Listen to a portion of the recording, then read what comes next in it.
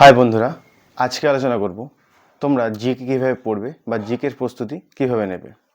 ইতিমধ্যে আমি বিভিন্ন ভিডিও বানিয়েছি জিকে নিয়ে, যেখানে জিকের বিভিন্ন সাবজেক্ট যেরকম ইতিহাস, ভূগোল, পলিটি, ইকোনমিক্স, স্ট্যাটিক জিকে এগুলো কোন বই থেকে পড়বে এবং এদের কী কী সিলেবাস সেগুলো নিয়ে বিস্তারিত ভিডিও বানানো আছে।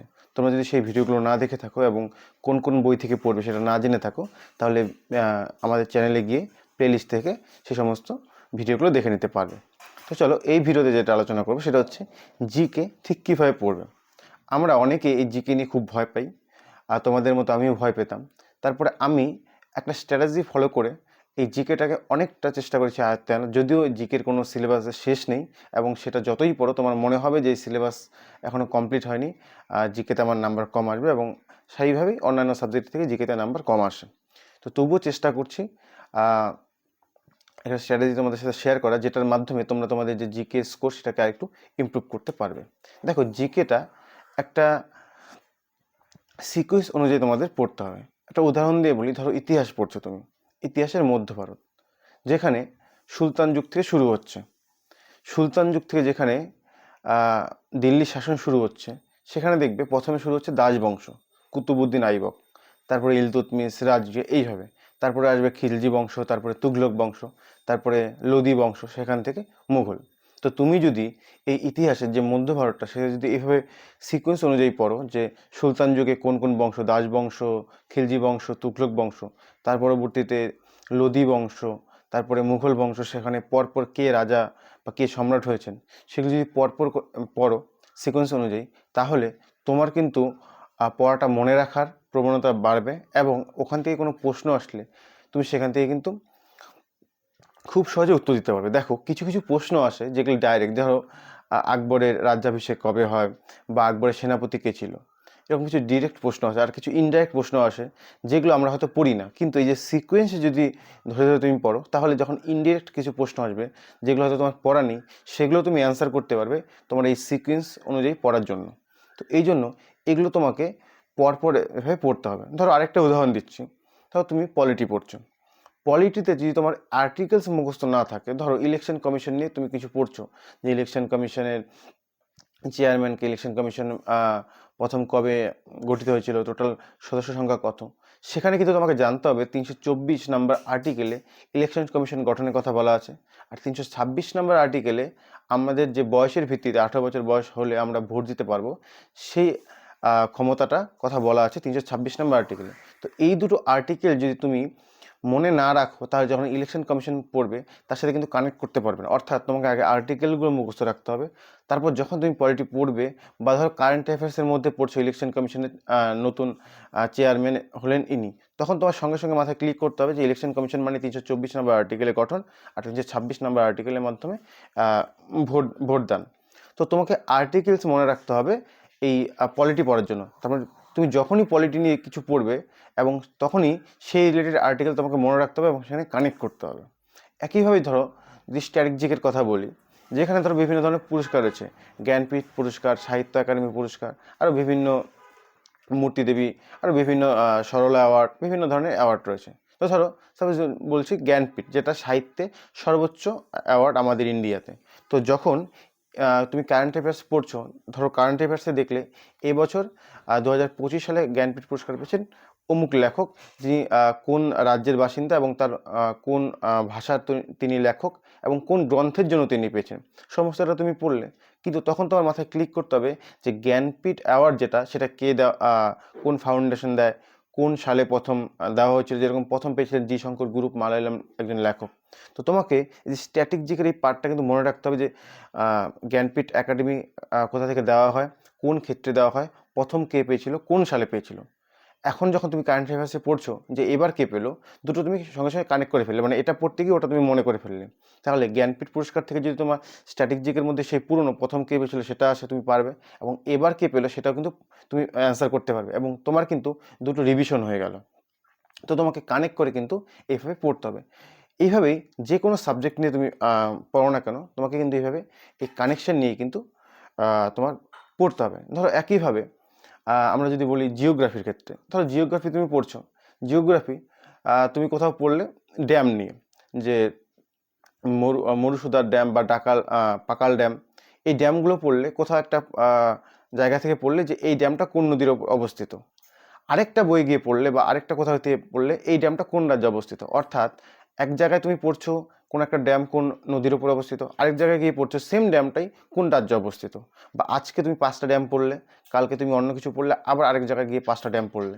তো এইভাবে তুমি কিন্তু পুরো ড্যাম মনে রাখতে পারবে না। তো তুমি যখন ড্যাম পড়বে তোমাকে একটা নোটস বানাতে হবে। আমি সবসময় বলি যে নিজের যেন একটা নোটস থাকে। তুমি একটা খাতায় নোটস বানালে সেই নোটসে একদিকে ড্যামের নাম, একদিকে নদীর নাম, একদিকে রাজ্যের নাম, অর্থাৎ কোন ড্যাম কোন নদীর ওপর অবস্থিত, কোন রাজ্যে অবস্থিত, এটা একবারেই এক সিকোয়েন্সে তোমাকে বানিয়ে নিতে হবে।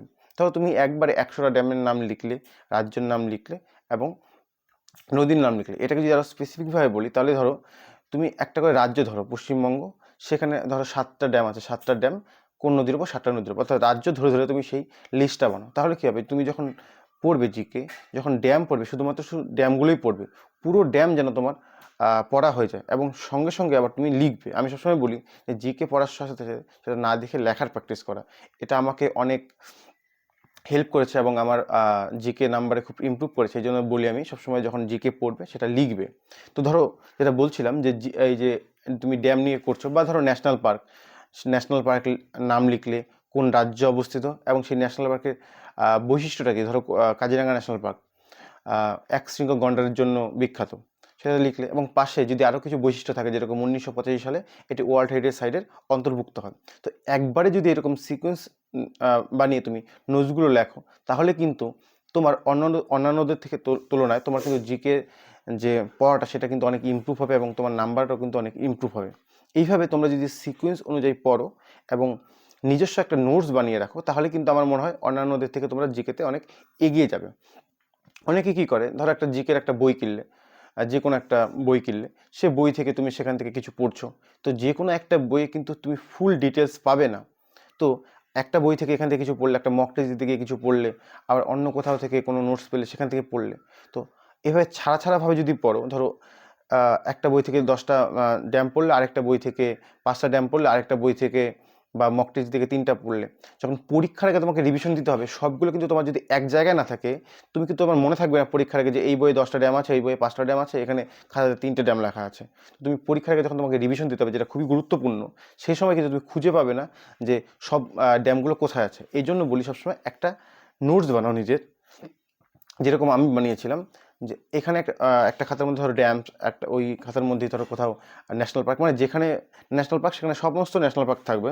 অর্থাৎ পরীক্ষার আগে যখন আমি রিভিশন দেবো তখন আমি যেন সেই চ্যাপ্টার ধরে ধরে বা সেই টপিকগুলো ধরে ধরে আমি রিভিশন দিতে পারি। তাহলে কি হবে, তাহলে তোমার পরীক্ষার আগে তুমি যা পড়েছো সেগুলো আরেকবার রিভিশন দেওয়ার ক্ষেত্রে কিন্তু অনেক সুবিধা হবে এবং তোমার মনে রাখার যে প্রবণতাটা সেটা কিন্তু বেড়ে যাবে।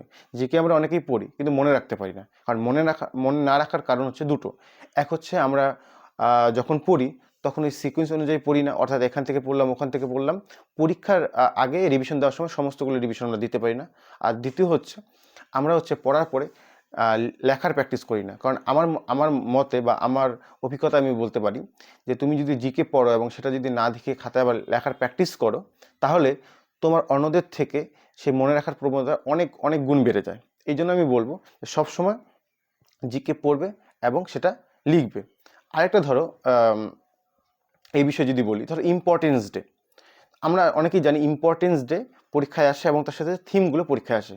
সমস্ত ইম্পর্টেন্টের থিমগুলো আসে না, যেরকম world international women's day, world cancer day, world wetlands day, তারপরে হচ্ছে তোমার ওয়ার্ল্ড আর্থ ডে, এরকম বেশ কিছু ইম্পর্টেন্ট যেগুলো ডে আছে তাদের থিমগুলো আসে। তো সেই থিমগুলো কীভাবে পড়বে, তোমাকে আগে একটা খাতার মধ্যে পুরো ইম্পর্টেন্ট ডে মাস ধরে ধরে জানুয়ারিতে, ফেব্রুয়ারিতে, মার্চে সেগুলোকে লিখতে হবে এবং সেগুলো তোমাকে মুখস্থ করতে হবে। তো জানুয়ারিতে 15টা ইম্পর্টেন্স ডে তুমি লিখলে যেগুলো পরীক্ষায় আসে, সেই ইম্পর্টেন্স ডেগুলো তোমার মুখস্থ হয়ে গেল।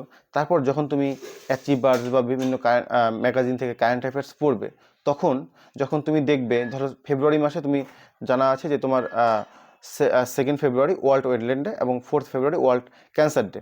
তো যখন তুমি এই ম্যাগাজিনের মধ্যে পড়ছো যে এবছর ওয়ার্ল্ড ওয়েটল্যান্ড ডে বা ওয়ার্ল্ড ক্যান্সার ডেতে থিম কী, মানে তোমার ইম্পর্টেন্ট ডেটা তোমার আগের থেকে মুখস্থ রয়েছে, যখন এখানে থিম পড়লে তখন তুমি কানেক্ট করে ফেললে যে ওয়ার্ল্ড ওয়েটল্যান্ড ডে 2 তারিখে এবং তার থিম হচ্ছে এটা, বা ওয়ার্ল্ড ক্যান্সার ডে 4 তারিখে 4ই ফেব্রুয়ারি তার থিম হচ্ছে এটা।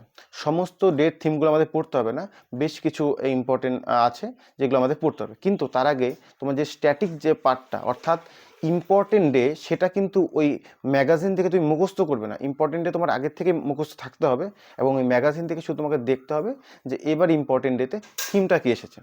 এবং এই ম্যাগাজিন থেকে যখন ইম্পর্টেন্ট ডেগুলো পড়বে তখন তোমার একবার রিভিশন হয়ে যাবে, না 2 তারিখে এটা ছিল, 4 তারিখে এটা ছিল, 10 তারিখে এটা ছিল। অর্থাৎ তোমাকে ওই জিনিসগুলো আগের থেকে মুখস্থ রাখতে হবে, অর্থাৎ স্ট্র্যাটেজিকে। এবং এই যে থিম যেটা পড়লে এটা হচ্ছে কারেন্ট অ্যাফেয়ার্স হয়ে গেলো। অর্থাৎ ইম্পর্টেন্ট ডে তোমার মুখস্থ থাকলে স্ট্যাটিক, আর ইম্পর্টেন্টের থিমটা হচ্ছে কারেন্ট অ্যাফেয়ার্স। দুটোকে যদি লিঙ্ক করে একসাথে পড়ো তাহলে ইম্পর্টেন্ট ডে আসুক চাই থিম আসুক তুমি কিন্তু অ্যান্সার করতে পারবে। এই জন্য এইভাবে যদি মানে একটা সিকোয়েন্স অনুযায়ী যেটা বলছিলাম সেভাবে যদি তুমি পড়ো তাহলে কিন্তু তোমার জিকে অনেক ইমপ্রুভ হবে। আর আমি সবসময় বলি যে তুমি যে কোনো বই থেকেই পড়ো না কেন, যে কোনো নোটস থেকেই পড়ো না কেন, নিজে খাতায় একটা নিজের মতো করে নোটস বানিয়ে রাখো। কারণ কি, পরীক্ষার আগে যখন রিভিশন দিতে হবে তখন কিন্তু ওই খাতাটা খুবই গুরুত্বপূর্ণ। তুমি বই থেকে পড়ো, কিন্তু বই থেকে পড়ে সেই জিনিসটা তুমি খাতাতে তোমার মতো করে ওয়ান লাইনার করে বা টু দ্য পয়েন্ট করে লিখে রাখো, যাতে পরীক্ষার আগে আগে তুমি সেগুলো ভালো মতো রিভিশন দিতে পারো। এইভাবে যদি তোমরা জিকে পড়ো তাহলে কিন্তু জিকে তোমাদের অনেক ইমপ্রুভ হবে। একটু খাটতে হবে মানছি, যে নোটস বানাতে হবে, জিওগ্রাফির আলাদা খাতা, ইতিহাসের আলাদা খাতা, পলিটি আলাদা খাতা, কিন্তু এই নোটসগুলো বানালে কিন্তু তোমার যে স্বপ্ন সেই স্বপ্নটা পূরণ কিন্তু অন্যদের থেকে খুব তাড়াতাড়ি হবে এবং তুমি সেই স্বপ্ন পূরণে কিন্তু সমর্থ হবে।